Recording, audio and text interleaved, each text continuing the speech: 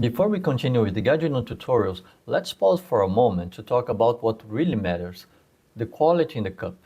And if you really need a Gaduino, Gaggia Mate, or even a PID. On this channel, my goal is to help you to get your best cup in the easiest and most affordable way possible. And the first step isn't buying gear or modding your machine. It's very easy to feel that fear of missing out with all the reviews on YouTube pushing for new machines or upgrades. But before any of that, ask yourself this: do you actually know what a good cup means for you? It sounds like a simple question, but in my opinion, it isn't. Back when I started this journey a few years ago, I really wanted someone guiding me, helping me to figure out what I actually enjoyed in coffee and what truly makes a difference in the cup. If I could mentor my past self, I think I would try the same beans, but in a more structured ways. Not only having more clarity on what I wanted to test, but in the best sequence of those tests to better understand the nuances. I think that a guided plan would help me to build my skills faster. Not that I need to be faster in my learning, but I think sometimes I created some confusion. For example, I didn't understand the processing methods and how they affect the extraction and flavor. Today, with a fermented coffee, I extract between 1 to 2.5 to 1 to 3 ratio and 94 Celsius degrees in general. And for me, ratio and temperature are the real game changer for those beans. But in the past, I was concerned with the time of extraction, for example, and now I don't care if it is extracting a bit fast, because I know that fermented coffee will affect the structure of the beans. It will become more porous and it will extract faster. But in the past, I didn't know that. In the beginning, to deal with the acidity of those highly fermented coffees, I was trying to grind finer, to pre-infuse, blooming, and tweaking PID temperatures, but it was not yet perfect. I changed the pressure and brewing at 6 to 7 bars instead of 9. I think it improved a bit the evenness of the extraction, but it was not yet sufficient. I think at that time I was a bit locked into those smaller ratios and not very open to a longer ratio, to a 1 to 3 ratio, because I would probably lose body and crema. But when I finally opened my mind to a longer ratio, I think I realized that the combination of a longer ratio with the right temperature was the best combination for my style of fermented coffees.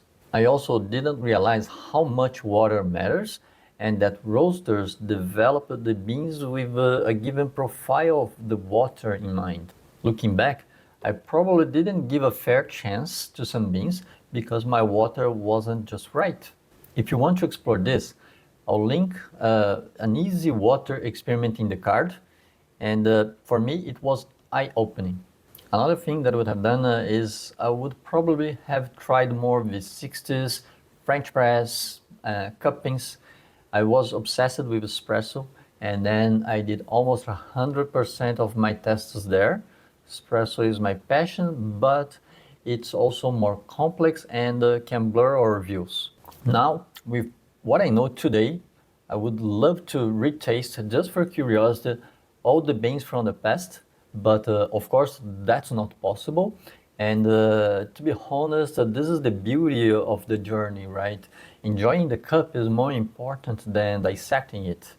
And the knowledge evolves in spirals. There's no download button for you to press before tasting. Does that make sense? Did you also miss this kind of guidance in the beginning of your journey, or you're starting now and wanted to have something like it? Before we dive into machine performance, this is what I wanted to emphasize. Knowledge and self-knowledge is key in coffee. Understanding what you like and how to change the physical and chemical dynamics to get there is the foundation. The gear just gives you the tools to manipulate those variables, but you may not need that new machine or that upgrade to achieve that result. And just to be clear, I'm not saying don't buy it. If something excites you, go for it. I love nerding out on this stuff and I'll keep sharing here, but you may not need all this. So, With that in mind, let's shift gears and look at what you can really get with simple mods all the way up with more complex stuff like the Gaduino. A domestic machine will have limitations for the home barista. If you're buying ground coffee from the supermarket or an espresso, you don't need those mods. But once you get into specialty coffee with freshly roasted beans, upgrades can really help to unlock their full potential. Now, since you're watching this channel, I'm assuming that you're already buying good coffee, freshly roasted, grinding right before brewing, and using a real grinder, not those ones with blades that works more like a blender. If not, those should be your first upgrades before even thinking about modifying your machine. One thing that is underestimated, widely underestimated, is water. Then a concept that you need to remember is that hard water will mute the acidic compounds that gives flavor to your coffee. It will make your coffee a bit flat. And in your machine, it will accelerate the scale buildup. And I know that many of you are using tap water in your espresso machine in areas with hard or very hard water. But to make things simple, if you don't want to go deep in the subject, just buy soft water from the supermarket, something with a dry residue below 80 ppm, 80. And I know that many of you and me are concerned with the excess of plastic bottles being generated, prefer to avoid it. Then the other option is buying a Zerowater filter and mixing with tap water. It comes with a TDS meter, and then you can get the right mix. But just remember that tap water has chlorine that can be corrosive to your machine. If you are one of the lucky people that live in an area with a soft water, just use a simple filter to remove chlorine. You will be fine for now, and maybe you can dive into the rabbit hole of water mineralization later. And if you're not sure whether your water is hard or soft, grab a TDS meter from Amazon or AliExpress. Aim for water with a TDS below 80 parts per million ppm. I'll leave some links in the description. Now that we level the field, let's look at what you can do with your machine before installing a Gaduino and what are the upsides with each upgrade that you can install. First, you can just surf the temperature and maybe swap the OPV spring. For just a few dollars on AliExpress or Amazon, you can get a 6.5 bar spring and get more even extractions with a lower pressure. Surfing the temperature is not precise, it's not ideal, but I think it's better than not doing.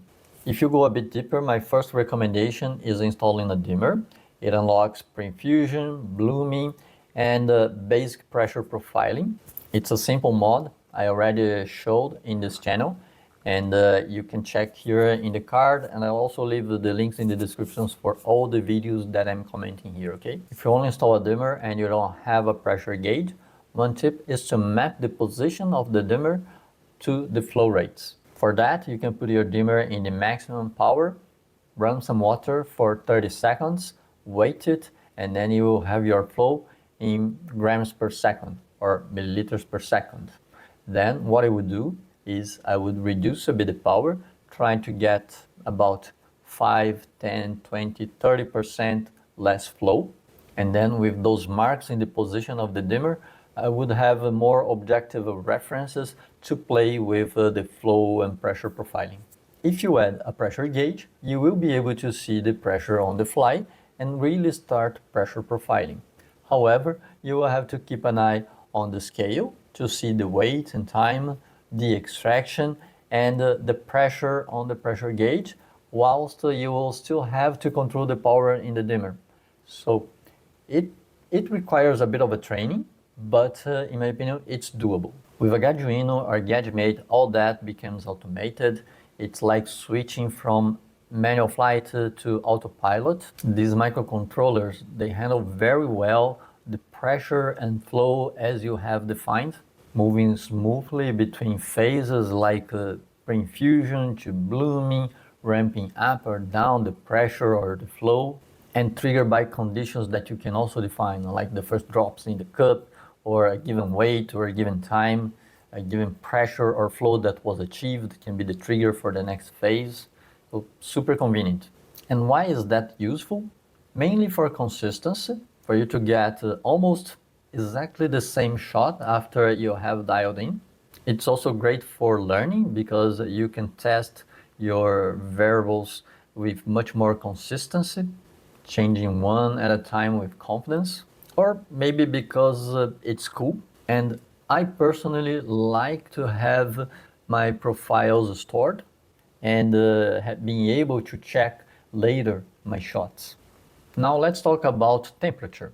Adding a PID to a stock machine makes the temperature far more stable and predictable.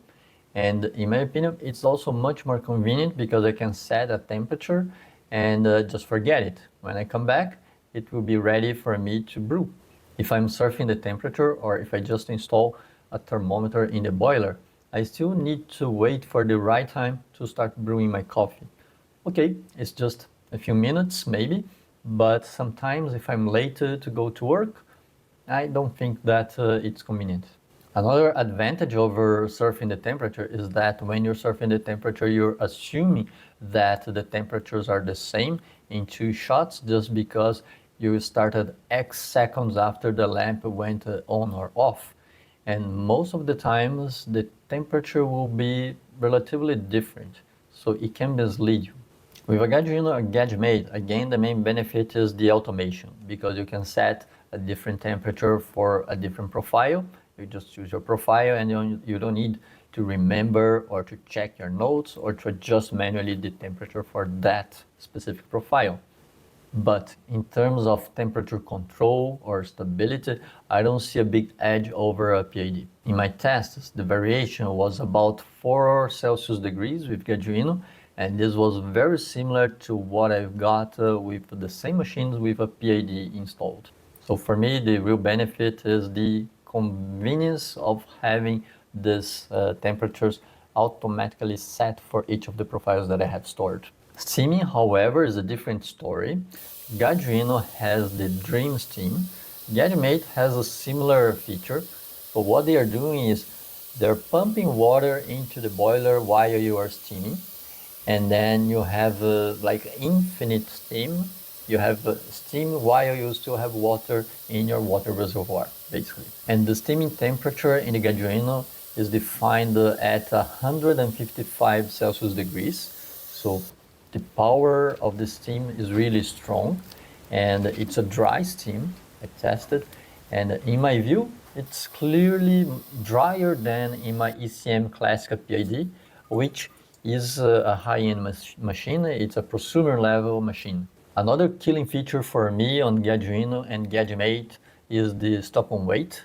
Not only because you can hit a very precise weight in the end of your shot, but also because you can define as the condition to transition from one phase to the other in your extraction. You can trigger the blooming after you see the first drops in the cup, meaning that you already pre-infused your puck. Then you can let it rest for maybe a few seconds or until you can see like 5 grams in the cup, and then you can ramp up the pressure, and when you achieve, I don't know, half of your cup, you can ramp down the pressure. So there are lots of possibilities that you can combine with the weight in your cup. Looking at the big picture, something like Gaduino Gadget allows you to control all the most relevant parameters in your extraction with very good precision, automated. It stores the data, it stores the profiles that you used, and this allows you to have much more consistency in your shots, either because you just want to replicate the same shot or because you want to have a better comparison when you change one of the variables. You want to have more confidence on what is affecting that change in the flavor, if it was that change in the variable or not. So for me, it's a great benefit. But does it massively improve the taste of your espresso? Well, for me, yes, maybe indirectly, because I'm learning a lot through these more controlled experiments. And for most of the home baristas, in my opinion, the trio dimmer, PID, and pressure gauge will be the end game. The majority of the people will not need more than that. And if that's you, maybe something like the Apex V2 will be everything that you will ever need. Long story short, You may have the fine motor skills and patience to juggle everything manually. I don't. And that's exactly why I benefit so much from the automation. For me, Gaduino is a fantastic upgrade. I can learn more, faster, more clearly, and I can get the best out of my beans. Now, do you really need or praise pushing your machine and beans up to their limits? That's a question that only you can answer. For some people, the classic mods are enough. For others, like me, the extra control and consistency are worth it, not to mention that it's just super cool to use it. That said, don't underestimate the complexity of installing it. It's not plug and play, but I've done my best to simplify things, and I've put together a full playlist you can check out right here if you want to dive in. Thanks for watching, and see you in the next video.